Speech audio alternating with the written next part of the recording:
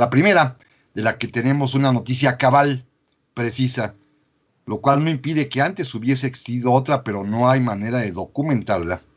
La primera es la que sucede a partir del año de 1520, justamente en pleno proceso de lo que llamamos la conquista de México, cuando un grupo de españoles venía ya infectado de viruela.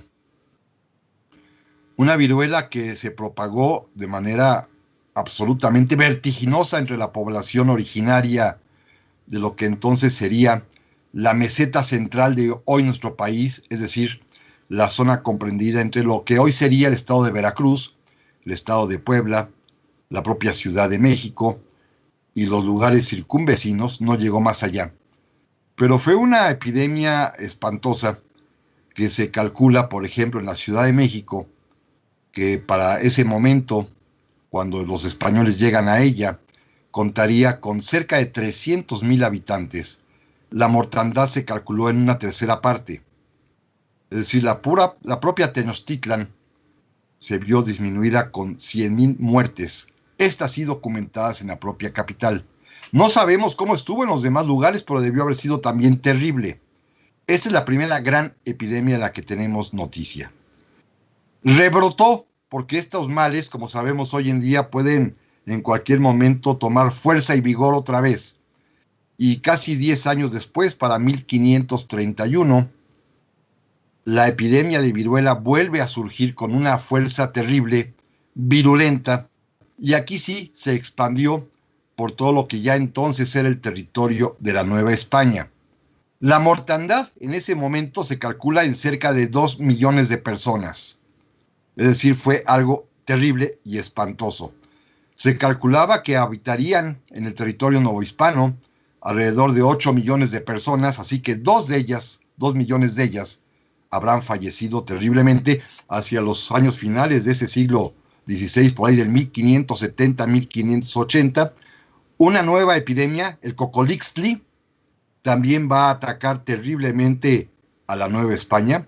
Este es un mal estomacal que puede ser identificado con tifoidea, como ya sucedería más adelante también, y que también se sabe que ocasionó una mortandad terrible, porque repito e insisto, pensemos que durante todo ese tiempo, los que corresponderían a nuestra época llamada colonial, la medicina, no solamente en México ni en el mundo, tiene todavía los recursos suficientes para enfrentar las crisis de salubridad general que se presentaban por estas devastadoras pandemias que asolaban a todo el planeta.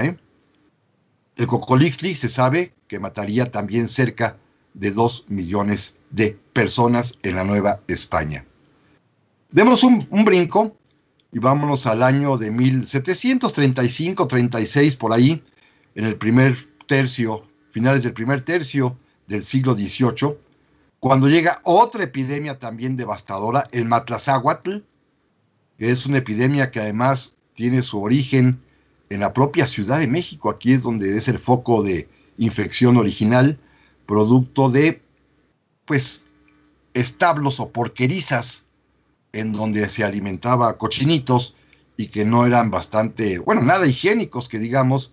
Ahí va a surgir esta epidemia, también llamada tabardillo, que era como una especie de piojo, que va a también ser sumamente mortífero.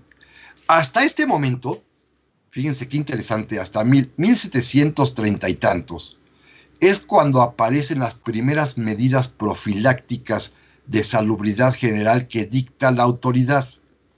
Es la primera vez que ya se toma en cuenta, podríamos llamar, a la ciencia para evitar los daños terribles que causan las pandemias, y la autoridad dispuso, por principio de cuentas, que todos los chiqueros, es decir, las porquerizas donde se engorda a los cerdos, estén fuera de las ciudades.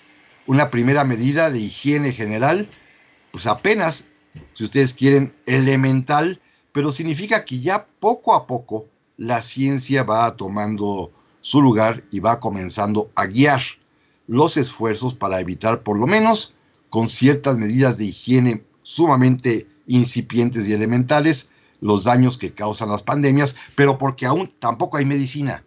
no quedan más que los remedios caseros, los que utiliza la gente en su vida cotidiana para tratar de paliar este daño, pero no se consigue.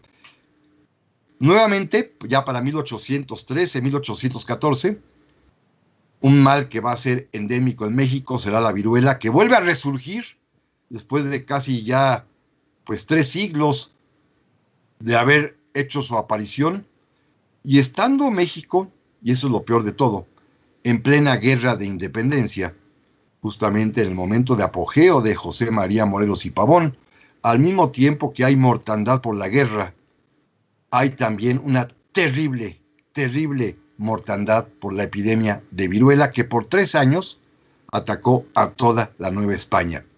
Aquí sí la pérdida de población es menor en sentido proporcional. Murieron, se calcula, 300,000 personas en todo el territorio novohispano, es decir, ya había medidas higiénicas que permitían de alguna manera ayudar, pero si esto aunamos a las 150, 200,000 personas que mueren durante esa guerra de independencia, tenemos que en ese momento México tuvo la pérdida, tanto por cuestiones de un desastre natural que es la viruela, como un desastre humano que es la guerra, de 500,000 de habitantes que fallecieron en esos años.